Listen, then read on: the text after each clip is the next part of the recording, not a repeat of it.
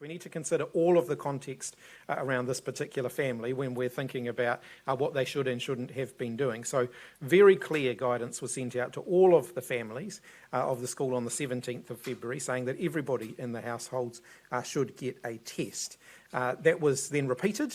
There was further information sent out on the 19th of February. The two siblings started to show symptoms on the 19th and the 20th. And the person went to work on the 22nd, despite the fact that at that point there were two people in the household showing symptoms and no one had been tested. So the reality is there's certainly enough information there that the person shouldn't have been going to work. I think that's the point that the Prime Minister was making. I think it's a very fair point to be making. I think, information changes as risk changes. There was clearly enough risk here for this family to know that they should have not been engaging widely with the community. Why did the Ministry of Health put on its Facebook page that the family had complied with the advice that they were given at the time? Why did you defend the family? Actually, I understand that the Facebook post was on the Unite Against Covid-19 website rather than the Ministry's website. And that was a comment about the general advice that had gone to all families, without at that point the knowledge that indeed there were members of the family who had been symptomatic and should have been tested earlier than perhaps they were. I think the key point here is, and I'd like to bring it back to the comment I made earlier on and reiterated yesterday, actually anyone who is symptomatic should get a test quickly, and they should stay at home until they get that test. And clearly, in a situation where we have an outbreak like this, that also means that family members of someone who is symptomatic should also wait at home until that test comes back if they have been asked to be tested as part of a response to an outbreak where there are known cases of COVID-19 in the community. And that's the important thing for everybody to remember. Will you admit that KSL was never told to isolate by the government? I think you've missed the important information here. First of all, repeated attempts were made to contact this family individually. So 9 phone calls and 3 text messages to one of the cases from the 15th to the 21st, 6 phone calls and 3 text messages to another of the cases during that period of time, where advice specific to families' circumstances could have been given to them.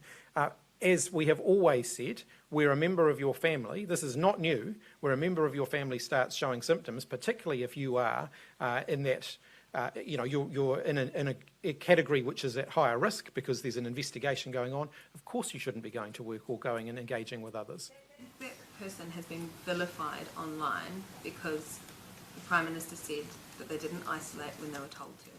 Look, they were never told. This brings me to another point which I have been making repeatedly since this investigation started, but also actually over the last 6 months or more, that pile-ons through social media and through other things simply don't help with our overall efforts here. We need people to be focused forward. Human beings are human beings. People do make mistakes. We want people who have made mistakes to continue to come forward. We can put the facts out there, but the kind of abuse and bullying that we see in the community from time to time isn't okay. It doesn't matter who the target of that is. It's not okay. It's not a constructive contribution to our COVID-19 response. So will you apologise as a government for creating a pile-on, for creating bullying? No, I don't think putting facts out there is doing that. I think how people respond to that, is up to individual people, and our message to them is that we should be showing kindness towards people who are coming forward. With 9,000 vaccines. Dr. Bloomfield, do you now consider that maybe it would have been wiser to put a Health Act order in place earlier on to really rigidly specify what these families needed to do and get a bit more coherency throughout this? I'm not sure the presence of a Health Act order, which for most people wouldn't actually, they wouldn't either know about or understand, would have made a difference here.